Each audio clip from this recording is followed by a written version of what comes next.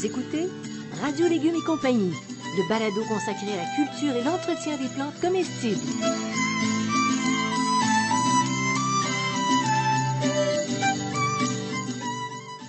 Laitue, Basilic, plantation, poivron, bleuets, pollinisation, haricots, arrosage, fraises, insectes ravageurs et maladies, concombres. fertilisation. Radio Légumes et compagnie, le balado qui vous dit tout pour cultiver et entretenir simplement les plantes comestibles de façon naturelle.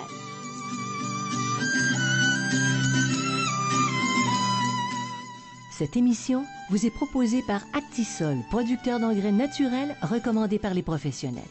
Actisol, entreprise agricole québécoise depuis 3 générations, produit l'engrais Merpoule depuis près de 25 ans. Soucieuse de la qualité de l'environnement, Actisol recycle et valorise chaque année des milliers de tonnes de fumier de poules pondeuses. Cette production locale et peu énergivore permet la fabrication de produits naturels faciles à utiliser pour les jardiniers. Profitez de la simplicité d'application des produits Actisol et demandez-les dans votre jardinerie. Coucou tout le monde, ici Janine Ross. C'est un plaisir de vous retrouver et de passer un bon moment avec notre horticulteur, auteur, conférencier, monsieur spécialisé dans les plantes comestibles. Monsieur Bertrand Dumont, bonjour. Oui, bonjour Janine, comment vas-tu? Je vais bien. Bertrand, Bon, oui, aujourd'hui, on fait le buzz. ah, sapristi, ça bourdonne, ça virevolte, ça bouge dans nos potagers, Oui. en pot, en terre. Tu abordes aujourd'hui un sujet crucial. La pollinisation, Ah, très important, on sait tout le problème de la pollinisation dans le monde actuellement. Donc il faut en parler. Alors c'est quoi la pollinisation? Là, pour bien se comprendre, c'est le transport par les insectes, puis je dis bien par les insectes, hein, on va y revenir là-dessus, c'est important, du pollen présent sur les étamines, donc la partie mâle, vers le pistil qui est la partie femelle, ce qui permet de féconder les organes femelles et qui donne ultimement un fruit. alors tu dis insectes. Ils volent? Est-ce que les insectes qui sont terrestres, eux, Non. contribuent aussi à la Ce sont pollinisation? tous des insectes volants. Volants, d'accord. Ok. Je vais vous en reparler dans quelques instants. Je vais vous dire tout ce qui vole, et il y en a. Et là, il y a toute une question. Oui. Est-ce que mais toutes les plantes comestibles ont besoin de pollinisation, Bertrand? Non. Ah, Enfin, elles en ont toutes besoin, mais pas pour nous, dans le sens où c'est principalement les légumes fruits. Donc, l'aubergine, la courge, la tomate, le piment, le poivron, le concombre, le cornichon, les haricots verts, les haricots écossais, les pois, les fèves, gourgane et le maïs sucré. OK? quand même. Donc, le maïs sucré, lui, il n'a presque pas besoin des pollinisateurs. Là, il a besoin un petit peu, mais pas beaucoup. Ça en a besoin. Pourquoi ces légumes fruits? Par exemple, la laitue en a pas besoin. Si vous voulez faire vos propres semences de laitue, vous avez besoin des pollinisateurs. Mais si vous contentez tout ce qui est légumes feuilles, tout ce qui est légumes, les oignons, par exemple, tout ça dont on ne veut pas les fleurs, Oui. on n'a pas besoin de pollinisateurs. Par contre, tous les petits fruits, puis tous les fruits ont besoin de pollinisateurs. Pommes, poires et ainsi de suite. Ça, c'est vital. C'est vital, c'est important. Pas de pollinisateurs, pas de fruits. Et c'est là la problématique qu'on a actuellement. Alors, sans pollinisation, sans insectes butineurs, qu'est-ce qui se passe? Eh bien, 75% des cultures mondiales pour l'alimentation disparaissent. Hey, c'est quelque chose, mais il y a un 75, problème. C'est énorme, c'est Oui. énorme. Donc, je vous ai donné les fruits, mais par exemple, le café, le chocolat et toutes les légumineuses ont besoin des insectes pollinisateurs. Bon, alors 4, 5, 6 larmes pour ceux qui boivent du café et pour qui c'est essentiel. Oui, Alors, ceux-là vont pouvoir embarquer dans le combat pour préserver oui, absolument. C'est d'une importance cruciale, les butineurs. les butineurs. Ben, les pollinisateurs sont d'une importance cruciale. Puis, regarde, on parle des abeilles. Oui. C'est celle à quoi on pense en premier, Oui. là. Mais il y a d'autres escadrons, attention, dans le ciel de nos potagers qui sont importants, je pense. Très importante. Alors, bien sûr, on parle beaucoup là, des abeilles domestiques et des bourdons, parce que les abeilles domestiques, parce qu'on est domestique, donc on les voit, on les calcule, mais en réalité, là, on a les ardennes, les abeilles mineuses, les abeilles fouisseuses, les bourdons ardents, les petites abeilles charpentières, on a aussi les alicites, les cécodes, lesériardes, à chaque fois j'aime bien à le dire, les guêpes, les cirpes, OK? Ce qu'il faut savoir, c'est qu'il y a une communauté d'insectes qui sont à la fois indigènes et importés. avant l'arrivée des colons de la Nouvelle-France et ainsi de suite, depuis Jacques Cartier puis Christophe Colomb, pour ça que je les appelle les colons, parce que c'était Christophe Colomb, non, c'est pas la même chose. Mais on n'avait pas d'abeilles domestiques ici, mais il y avait quand même de la pollinisation. Donc c'est pour ça, il faut protéger les abeilles, mais il faut protéger tous les pollinisateurs. C'est pour ça que je parle de pollinisation et pas de protéger les abeilles. Oui. Okay? C'est pour ça, pour moi, c'est ce qui est la partie la plus importante. Mais avec toute ta liste d'insectes pollinisateurs, je veux dire, les enfants vont s'amuser dans leur cours d'entomologie. Absolument. Les bébites, laquelle est bonne, laquelle est moins bonne? Vous écoutez Radio Légumes et compagnie, le balado consacré à la culture et l'entretien des plantes comestibles.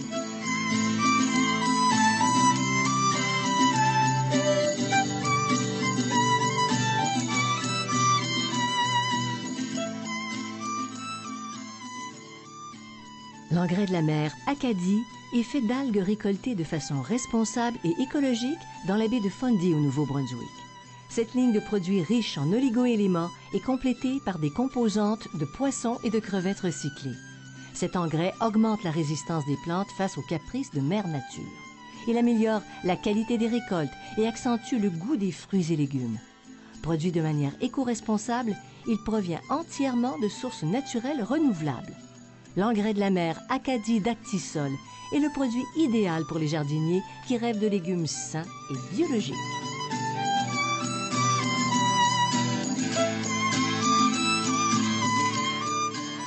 Vous écoutez Radio Légumes et compagnie, le balado consacré à la culture et l'entretien des plantes comestibles.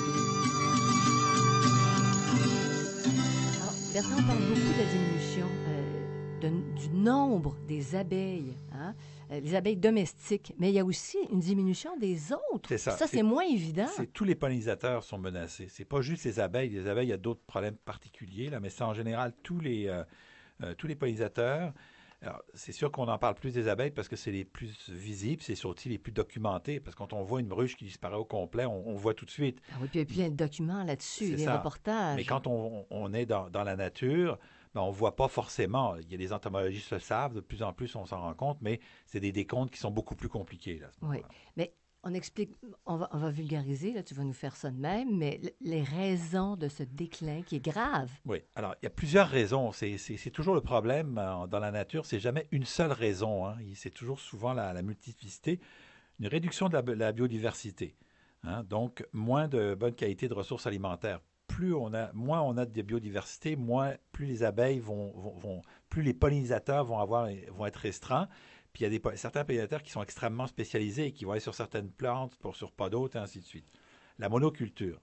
Par exemple, le maïs, c'est une plante qui n'est pas tellement fréquentée par les abeilles parce que le pollen est de mauvaise qualité pour elles. Les nutritives, elles ne l'aiment pas beaucoup. Donc, si on a beaucoup de champs de maïs, ben, on n'a pas d'abeilles dans ce coin-là. Okay? La présence d'agents pathogènes responsables de la maladie, ça c'est notamment pour les abeilles.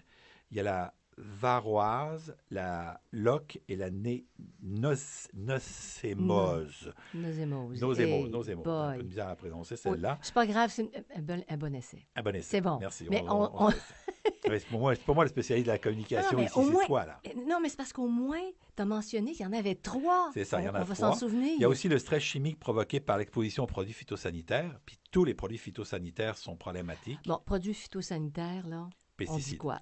Pesticides, mais il faut faire attention parce que certains biocides, c'est-à-dire que certains pesticides naturels peuvent être aussi dommageables. Okay? Donc, il faut... Est-ce que tu as un exemple? Je n'ai pas d'exemple en tête, là, mais ça existe. Pourquoi? Parce que souvent, ils sont à large spectre, qu'on appelle, donc ils peuvent être problématiques. Mais c'est pas tout à fait clair encore lesquels. Donc, on a intérêt, même dans nos potagers, puis c'est peut-être là où c'est le plus facile, de faire de la biodiversité, une variété de plantes. Oui, je vais vous en parler tout à l'heure, de la biodiversité, comment on peut la faire. Donc, la présence accrue de prédateurs, hein, donc des prédateurs des abeilles, donc des insectes qui vont venir manger les abeilles, et ça principalement à cause des changements climatiques. Ouais. Parce que les changements climatiques bouleversent beaucoup de choses, et là, à ce moment-là, on se retrouve avec plus de prédateurs qui vont abîmer les abeilles et tout ça, ou les pollinisateurs. Là, qui vivaient au sud ou qui sont importés dans les bois, qui viennent exactement, de loin. Oui, de loin, effectivement. OK. Bon, alors, il y a des plantes, Bertrand. Et ouvrez bien vos oreilles parce que là, on se lance dans des particularités, mais on va être savant quand on va avoir fini la balado. Vrai? Oui, mais c'est Très important savant. pour la pollinisation. Là. Alors, il y a des plantes que tu dis auto-fertiles, d'autres à pollinisation croisée. Ouais. Alors, comment nous, communs des mortels, OK. qui d'âme, nous, on va s'y retrouver? On va vous y retrouver. Alors, je vais vous démêler ça, c'est pas compliqué. Oui. En réalité, on devrait dire auto-fertile et auto-stérile. Mais auto-stérile, ça ne dit pas grand-chose, alors on parle de pollinisation croisée. Auto-fertile, ça veut dire que la fleur peut être fécondée par son propre pollen ou le pollen d'une autre fleur présente sur le même plant. OK? Donc, l'abeille, le pollinisateur passe, il prend un peu de pollen, il touche le pistil, puis ça y est, ça marche. La pollinisation croisée, c'est que ça nécessite la présence d'une autre plante ou idéalement d'une autre variété pour être fécondée. OK? Par exemple, les pommes, le pistil, le pollen qui est sur une fleur de pommier ne peut pas féconder les fleurs du pommier. Il faut qu'il aille féconder un autre plant, et idéalement une autre variété. Okay? C'est ce qu'on appelle la pollinisation croisée. Il y a un autre petit cas particulier où parfois il y a des plants mâles et des plants femelles différents. Il y a un cas dans les fruitiers au Québec, c'est le kiwi. Le kiwi, ça prend un mâle pour 6 femelles. OK? Donc, il faut un plant mâle. C'est une économie d'énergie. C'est une économie d'énergie et des femelles. Bertrand, est-ce que le type de pollinisation à prendre en compte pour les légumes et les fines herbes, c'est important? Non. C'est pas important? Pas tellement important pour les légumes et les fines herbes, là, parce que le problème, la difficulté, je n'aime pas dire le problème, mais la petite difficulté qu'on a avec les fruitiers, par exemple, c'est que c'est rare qu'on va avoir 4 ou 5 plants de pommes dans son jardin. On va essayer d'en avoir 1 puis 2 parce qu'on n'a pas le choix. Alors que dans les légumes, c'est très rare qu'on ait un seul plant. On a rarement un seul plant de concombre, on a plusieurs plants de concombre, on a plusieurs plants de zucchini. Oui. Donc la pollinisation croisée se fait assez facilement là, du fait que c'est très rare qu'on utilise seulement un seul plant. Automatiquement, les fines herbes, c'est un peu la même chose. Là, on a plusieurs plants, et puis chez les fines herbes, c'est un peu moins problématique. Oui, ça se débrouille tout seul. Mais c'est important, quand on parle d'arbres et d'arbres fruitiers, là, la pollinisation est très importante. Oui, c'est très, très important. Donc, je vous dis, les autofertiles, là, donc, vous pouvez utiliser seulement un seul plant. C'est les abricotiers, les amélanchiers, ça va très bien. Les bleuets à fruits roses. Ils se débrouillent tout seuls. C'est ça que ça veut dire, dans le fond, autofertile. Ils se débrouillent tout seuls. Il n'y a pas besoin d'en planter 2. Les cerisiers à fruits aigres, les framboisiers, les goji. Ça commence là, à s'imposer. Goji. Les goji, les mûriers des jardins, les pêchers, les pruniers européens. Ça, vous en plantez un seul, il va se débrouiller tout seul. Il y en a qui sont auto-fertiles, mais il vaut mieux une pollinisation croisée. On a une meilleure efficacité. C'est le fraisier, le groseillier puis la vigne. Okay? Le fraisier, c'est pas compliqué. On utilise 2 variétés, on utilise une variété, donc on est correct. Mm-hmm. Et celles qui sont en pollinisation croisée, alors on n'a pas le choix, il faut vraiment 2 plants, parce que sans ça, on risque de ne pas en avoir. Ben, c'est le bleuet. Sais-tu d'où ça vient? On va s'en souvenir. Croisez votre partenaire. Quand il danse, c'est ça. Croisez. 2. Camérise, canneberge, cassis, cerisier à fruits doux, poirier, pommier, pommetier, prunier américain, japonais et hybride. Donc, ça, c'est cela dont il faut absolument avoir 2 plants. Et le kiwi rustique, lui, il faut avoir un plant. Et je veux dire, c'est un plant en général pour 6 femelles, parce que je dis ça comme ça, parce qu'il y a des gens qui disent « Ah, ben j'ai acheté 3 plants mâles puis 3 plants femelles. » Ça ne sur à rien. Un plant mâle suffit, puis comme il ne produit rien du tout, ben, on ne veut pas en avoir trop. Et puis, on peut aller jusqu'à 6 plants femelles à peu près, là, pour un seul plant mâle. Ce qu'il faut savoir aussi, par exemple, dans le pommier, le poirier, si votre voisin à moins de 300 mètres a un pommier, ben, vous n'avez pas besoin de d'avoir un pommier parce que la plante va aller... Même si tu ne t'entends pas bien avec ton voisin. Ben, ça, c'est parce que les abeilles ne le savent pas que tu ne t'entends pas bien avec ton voisin, puis elles ne te le demanderont pas. Elles ne viendront pas dire « Hey, tu t'entends-tu? Je peux-tu aller chez le voisin? » Elles ne demandent pas la permission. Donc, si tu es accueillant, c'est bien. Elles ne demandent pas la permission. Vous écoutez Radio Légumes et compagnie, le balado consacré à la culture et l'entretien des plantes comestibles.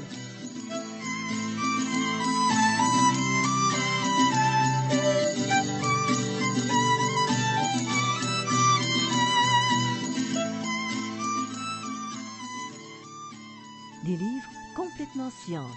C'est ce que vous proposent les éditions Multimonde, la plus importante maison d'édition de vulgarisation scientifique au Québec.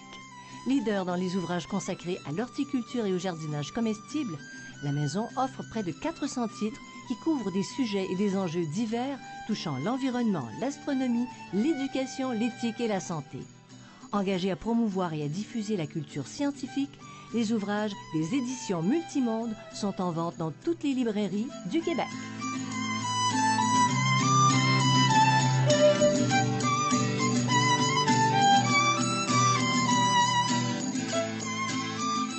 Vous écoutez Radio Légumes et compagnie, le balado consacré à la culture et l'entretien des plantes comestibles.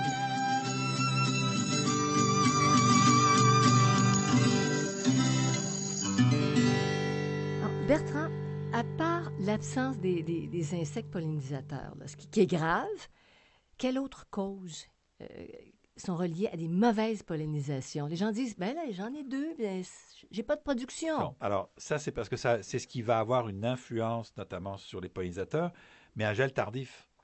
OK, si un gel tardif, les feuilles vont, nous, on appelle ça brûler, les feuilles vont Oui. brûler, donc les fleurs vont brûler, donc les fleurs vont disparaître.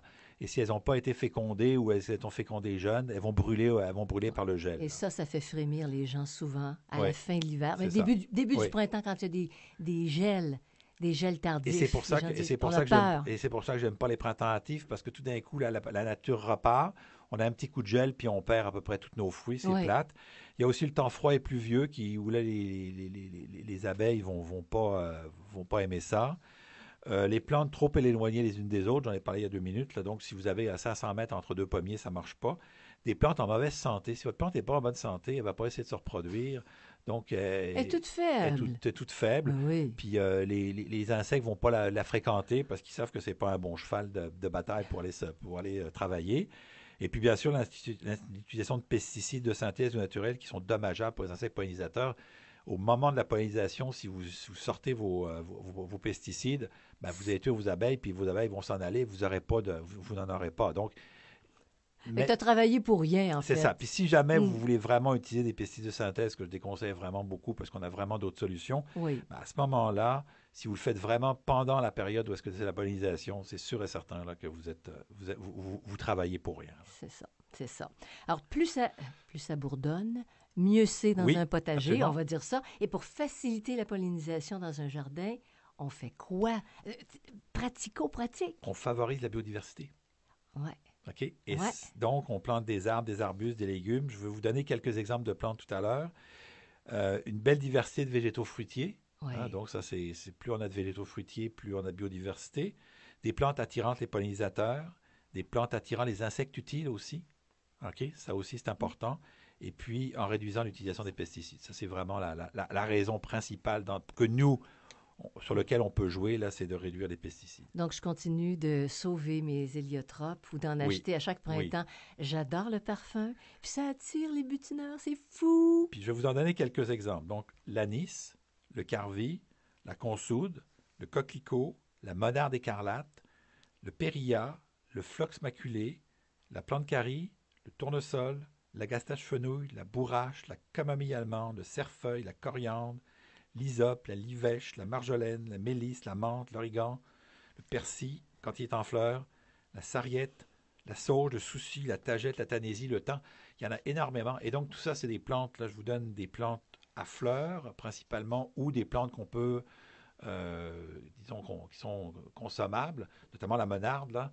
Vous arrachez un pétale, puis vous le mangez, c'est plein de sucre, c'est très bon. C'est très bon. Donc, ça veut dire, Janine, que quand vous avez un potager, ça ne veut pas dire que vous n'avez plus de fleurs. Vous pouvez mettre des fleurs dans votre potager. Les gens me posent la question, ouais, mais est-ce que je peux mettre des fleurs dans mon potager? Ben oui, tu peux mettre des fleurs dans ton potager. Tu peux faire un potager décoratif avec des fleurs dedans, surtout si c'est des fleurs qui attirent les insectes utiles et les pollinisateurs. Dans le but, c'est ça, dans ce but-là. Mais si on fait comme je fais, c'est pas une bonne idée. C'est-à-dire que les plantes, les fines herbes, moi, je les veux pas. Je veux pas qu'elles fleurissent. C'est ça. Parce que je veux avoir les essences pour les tisanes, pour ci, pour ça. C'est ça. Alors, il faut quand même que j'en laisse. Oui, on en laisse un peu. C'est pour ça qu'on parle de l'origan, puis de la menthe ou de la coriandre. Bon, la coriandre, on veut parce qu'on veut récolter, mais le cerfeuil puis le persil, on veut pas que ça monte à graines. C'est ça. Donc ça, effectivement, mais On peut le laisser monter à la graine si on n'aime pas le persil, ou par exemple si on est allergique au persil. On peut cultiver du persil, mais laisser monter à la graine pour récupérer les pollinisateurs au moment de la pollinisation. Oui. Alors finalement, c'était un sujet qui était crucial, ardu. Non. Je pense qu'on a appris plein de choses. Oui, non, il n'était pas si ardu que ça. Ils sont très importantes, nos petits pollinisateurs. Il faut en prendre soin. Puis, on ne les voit pas toujours, mais ils travaillent pour nous. Mais ça fait de la vie dans un jardin. On les entend. Moi, j'adore ça. Je vais juste finir avec un petit quelque chose. Les pollinisateurs et les enfants. Beaucoup de gens s'énervent quand il y a des abeilles ou quoi que ce soit avec les enfants. Et la bonne solution, puis moi j'ai appris ça à mes enfants, c'est de se calmer et de ne pas bouger quand une abeille vous tourne autour des oreilles. C'est très difficile au début pour les enfants, mais on apprend, et donc on apprend à les respecter. On ne sort pas la tapette à mouche, on ne sort pas tout ce qu'il faut, toute l'artillerie pour les sortir. On y va tranquillement. Les enfants, ça prend quelques temps, c'est pas de la première fois, mais on y va, on respecte les abeilles. Et après ça, les abeilles ou les guêpes même, elles viennent tourner autour de vous. Puis si vous vous énervez pas, vous ne savez pas les taper, elles vont s'en aller, elles vont disparaître. Puis au bout de quelques minutes, là, vous êtes tranquille, vous pouvez finir votre souper. Alors, on cultive ainsi la zénitude au jardin et au potager. Absolument. Voilà, mon cher ami. Écoutez, c'est déjà la fin de cette balado. On vous invite toujours à aller sur la page radiolégumes.com pour écouter l'émission Radio Légumes et compagnie. Mais vous tapez dans Google Radio Légumes et vous tombez dessus parce que c'est bien référencé. Les gens peuvent s'inscrire à l'infolette pour rester informés de tout ce qu'on publie. Et puis, vous n'hésitez pas à écouter toutes les balados qui sont déjà publiés. Je voudrais remercier avant la fin Actisol, très bon produit. Et puis, les éditions Multimonde, de même que Xavier Gervais-Dumont pour la musique, Charles Gervais, il va m'aimer, lui. Je t'aimais, oui. Sanya pour le sport technique. Charles Gervais-Dumont. Au revoir tout le monde. Bye bye Bertrand, à la prochaine. Bonne semaine, à la prochaine.